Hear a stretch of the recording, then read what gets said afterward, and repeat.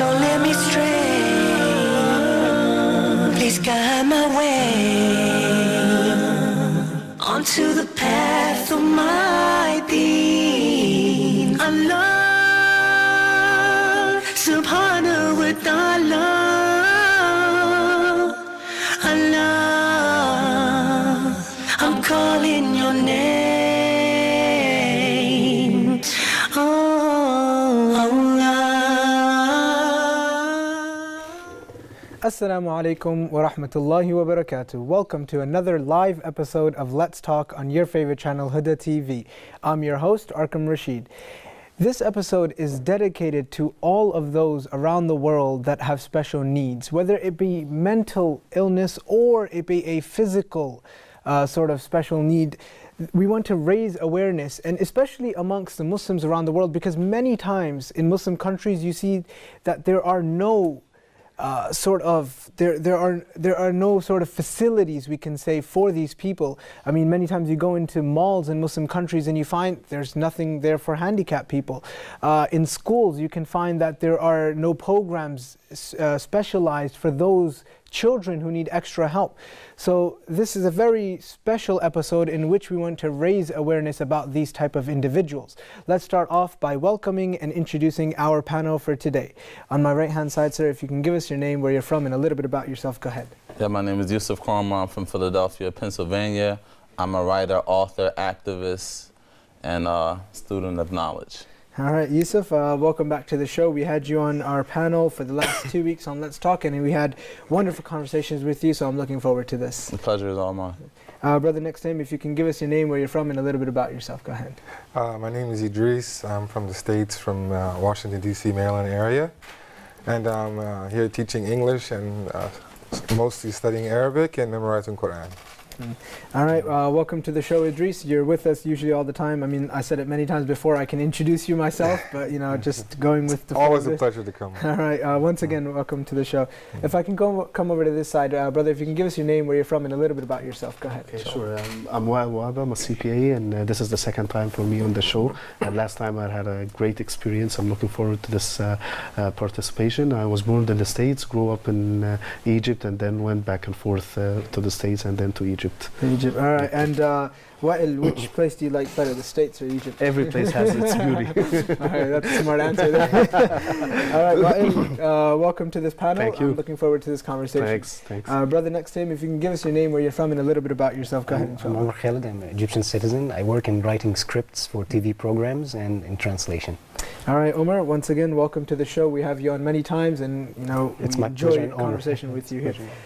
So let's start off, I mean, since this episode is a general episode about anybody with special needs, whether they be, like we said, a mental sort of issue that they're having or a physical issue. So if each one of you guys can just give us a little general idea about special needs, that would be good. If I can start with Yusuf here, go ahead. Yeah, sure. Special needs is inclusive of, but not limited to, individuals who require assistance with disabilities concerning physical, mental, or medical.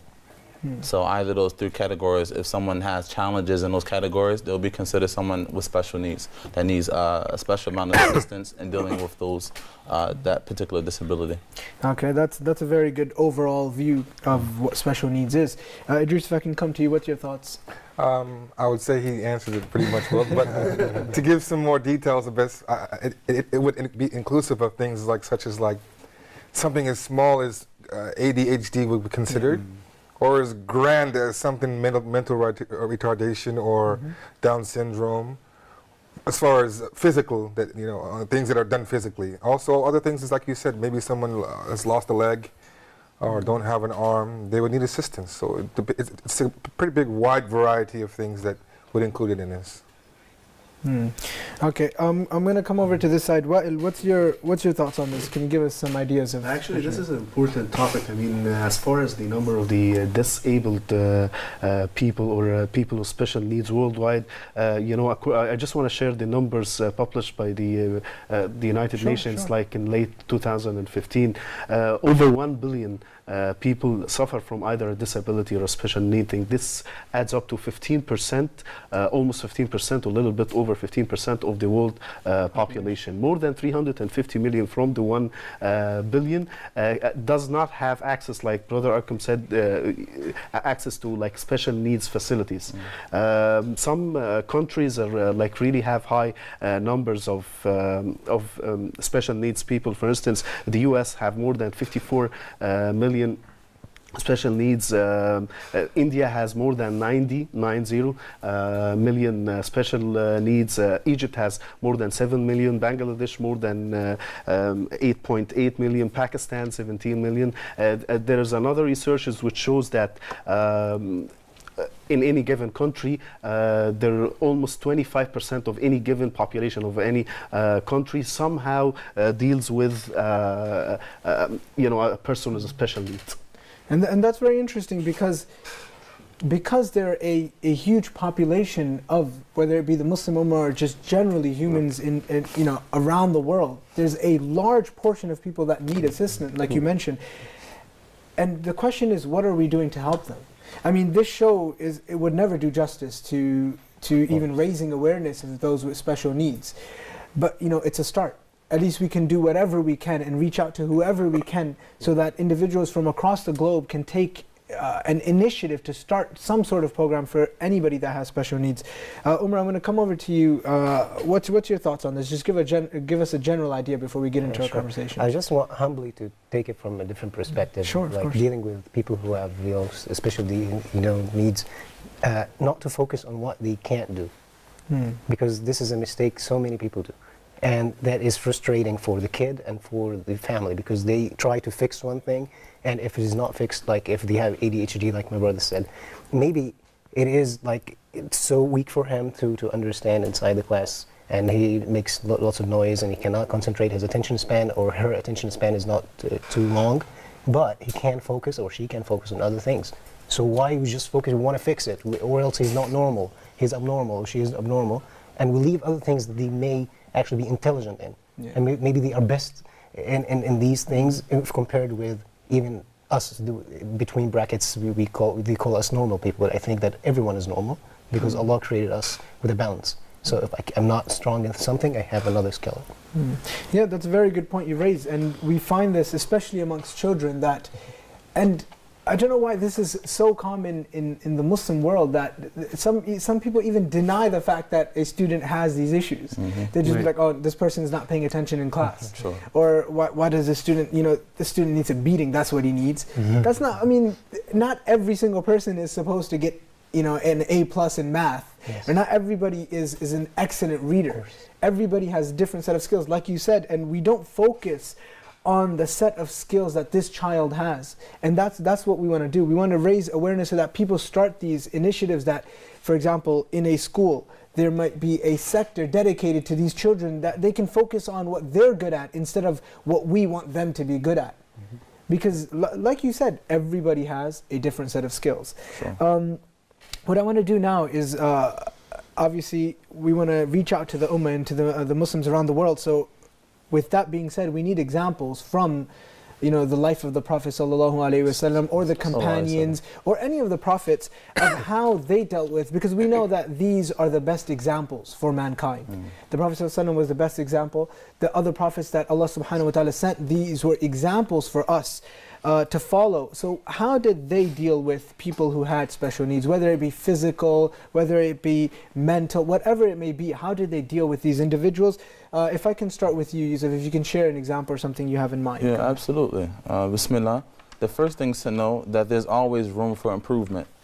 And we have that with an example of the Prophet Muhammad ﷺ and how he dealt with one of the companions, Ibn Maktoum, who was a blind man. He was sitting in a gathering with the Quraysh, and the chiefs of the Quraysh, the people that were the most prominent in trying to disenfranchise Islam at the time. So he was sitting in a very important meeting with them, and he was talking to them, and some of the scholars even say that they were even at a point where they seemed that though they were going to come to an agreement to something. And here comes a blind man, Ibn Maktoum. He comes in and with his stick, he's walking in the masjid, and he's asking the Prophet ﷺ for guidance. And the Prophet ﷺ, as is mentioned, he turns his face away and he frowns, being upset that this individual is interrupting. You know, the etiquettes of someone talking in a room when someone is individual talking, you wait your turn. So the Prophet ﷺ was so engaged and so intrigued in trying to get these individuals to come over that he was a bit upset that someone was interrupting. So what did Allah subhanahu wa ta'ala do? He sent this ayah down from the sama. And it shows that the pertinence of someone with special needs, that Allah subhanahu wa ta'ala defended him, even you know, in reference to our Prophet Muhammad ﷺ, that up until this day, we have that example as someone with special needs should not be looked over, should not be shunned. And even the Prophet ﷺ was the best of examples. So if the Prophet ﷺ could, you know, had room for growth, room for improvement in this particular area in terms of just being upset at someone, then what about us? So we need to look at our own selves. If we have individuals in our own families with special needs and people that need some attention, we should be a bit more patient and a bit more understanding of their condition. That's a very good example that you gave, and it's mentioned in the Quran, the verse where Allah subhanahu wa ta'ala, you know, speaks about this individual and the story itself. So for those of you that want to look into the story, they can find the surah. It's Abasa wa Tawalla, and look into it and read about it and read the tafsir about it and read into the story. It's a wonderful story. Idris, I'm going to come over to you if you can share an example with us as well, inshallah. Yeah, okay, I have another example, but I also wanted to add on to his example. Of course you can, yeah. Also, that if you actually pay attention to this story, the amazing thing about the story is that Allah subhanahu wa ta'ala only mentions that he's blind, not to point out that he's blind, not to make it an issue that he's blind, but the fact that someone came to him for help and he sent him away. So it really shows us, and also that we don't find tons of material specifically towards this topic in Islam, because Islam treats them as normal. We don't have like this, signified or focus on them, because our view should be they're not different. They just have differences that are different than us, but not different in the sense where they need to be treated differently. So you'll find that this is the overall attitude that when you go through the Quran and Sunnah, is that you don't treat them differently. Don't focus, like the brother said, don't focus on the disability of the person. Provide them, help for them, but don't focus on it. But the story that I have also has to do with the woman who came to the Prophet ﷺ, and she asked for him for help. She used to have epileptic seizures. And she asked for him to make dua because she was worried that when she had the seizures, parts of her body would be exposed, and she was worried that a non-mahram man would see her and she would be embarrassed. And so she asked, can you help cure me? What can you do? And the Rasul also told her, I can make dua for you and ask you to be cured, or you can be patient and Jannah will be yours. So he gave her the option, I can make dua and ask for you to be cured so that it goes away. Or you can be patient and Jannah is yours for dealing with this problem you're having. So she told him, I'll be patient, because she preferred Jannah over this affliction that Allah had given her for whatever reason. And she said, I'll be patient, but do me a favor and make dua that when it happens, that I'm not exposed, my body isn't exposed to people who are not mahram for me.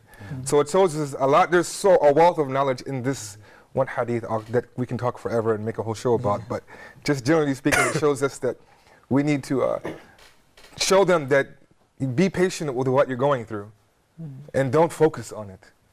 This is from Allah subhanahu wa ta'ala for whatever reason, and be patient with it. And I mean, it's another point from that hadith that we can take is that sometimes these are tests from Allah subhanahu wa ta'ala to see how we react and how we deal with these issues. Not only for the person facing the issues, but those around them. How did you treat this person? We know the hadith where Allah subhanahu wa ta'ala will tell a person, I was hungry and I asked you for food and you didn't give me. It's a very famous hadith. So in the same way, we can say that these are tests and challenges that Allah subhanahu wa ta'ala set out for us as well. What did you do to help that person that needed assistance? You were the construction manager, or you had the right to petition an elevator in the mall, or you had the right to petition an elevator in a hospital. Did you do that? I needed assistance. Did you help me? That's the idea from the hadith. Wa'il, I'm going to come over to you. What examples or what stories can you Actually, give us? I have some stories in mind, but I'll take the Julaybib companion story because the story has a lot of meanings in how the Prophet ﷺ tried to engage him within the society. Julaybib was from the Ansar, and Julaybib, like his family or lineage, was not known. So back then, this is something serious. On top of that, he was not handsome, he was ugly, short, tiny, and has some kind of deformation. So most of the people in Medina tried to refrain from him and not really get engaged with him. And he tried to approach more than one girl to get married, but they didn't approve that. So the Prophet ﷺ went to a family. I have two stops here, one for his marriage and one for his death. So regarding his marriage, the Prophet ﷺ, went to a family. They had a beautiful daughter, and the Prophet ﷺ asked them if Julaybib can marry their daughter. So the parents were somehow reluctant, but the daughter, actually, she approved it right away, since it's a recommendation from the Prophet ﷺ. And then it turns to be a very successful marriage, and they lived happily ever after. And then this was the first engagement of the Prophet ﷺ, made efforts to make sure that Julaybib is not outcasted from the society. The other stop is, during an expedition or a battle where the companions were involved, the Prophet ﷺ and Julaybib. So after the battle, the Prophet ﷺ started to ask, how many companions did we lose? So they started to give him a list of the companions who passed away. And, nobody gave him something about Julaybib. So he asked, where is Julaybib?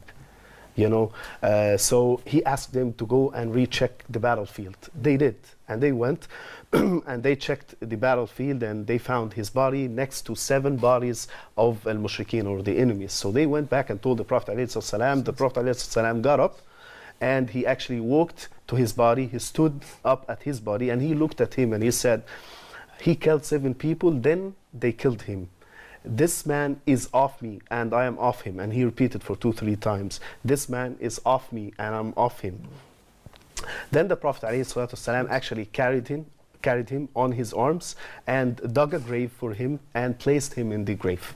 And then, the story is very symbolic to show how the Islamic teaching and the Prophet ﷺ efforts to get disabled people or people with special needs. This is our obligation, to get them involved within the society and not felt like they are not part of the group or something. Yeah, I mean, that's a wonderful story, and that's a very beautiful hadith. Or what we can take from it, it's I mean, so many benefits. I mean, the first time I heard this story was from Umar Sulaiman. I don't know if you guys seen the video. He narrates it wonderfully. Yes. And better than me, of course. No, I mean, you did a good job as well. I mean, every time you listen to it, it's just amazing, and you see like how the Prophet ﷺ dealt with these people, and how he included every single person, and didn't think little of this individual just because he looks a certain way, or didn't think of little of this individual just because he has some sort of issues or whatever it may be. And we can also see that Julaybib had an issue with his self-esteem, and the Prophet ﷺ in various different situations that you find the Prophet ﷺ dealing with Julaybib, he's trying to raise his self-esteem. And this, what we forget, is from the sunnah of the Prophet ﷺ. We constantly we want to follow the sunnah of the Prophet ﷺ. Well, this is the way to follow the sunnah of the Prophet ﷺ. Help these people. This is the way we follow the Prophet ﷺ. Umar, before I come to you, actually, we're gonna watch a short video, and as soon as we come back from watching the short video, Umar is gonna share a wonderful story with us. So stay tuned. How perfect my Allah is, and I praise Him. Subhanallahi wa bihamdihi, Subhanallah.